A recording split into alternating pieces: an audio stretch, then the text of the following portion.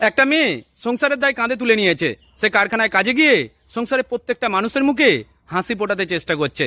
এখান পর্যন্ত পুরো ঘটনাটাই ঠিক আছে, কিন্তু ওই মেয়েটাই কারখানা থেকে 2 ঘন্টা ফিরতে দেরি হলে মেয়েটার স্বামী মেয়েটার উপরে অমানবিক অত্যাচার করে।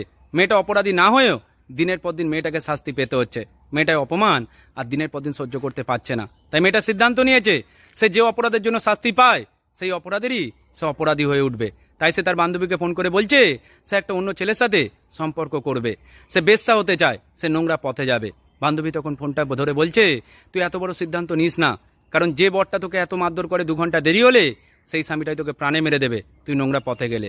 তখন মেয়েটা চোখের জল নিয়ে বলছে আমি দিনের পর দিন শাস্তি পাচ্ছি অপরাধ না করে, কিন্তু আমি অপরাধ করার পরে যদি আমার মৃত্যু হয় সেটা আমি হাসি মুখে মেনে নিতে পারবো, তাই আমি ভুল পথে যাব।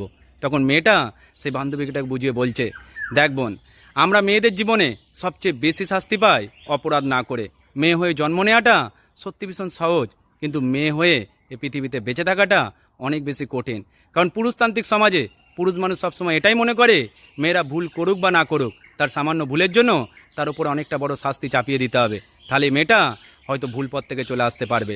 কিন্তু যে মেয়েটা ভুল করে না তাকে তুমি যদি বারবার অত্যাচার করো সে একদিন সত্যিই ভুল পথে যাবে, এটা পুরুষ মানুষ হয়তো জানে না।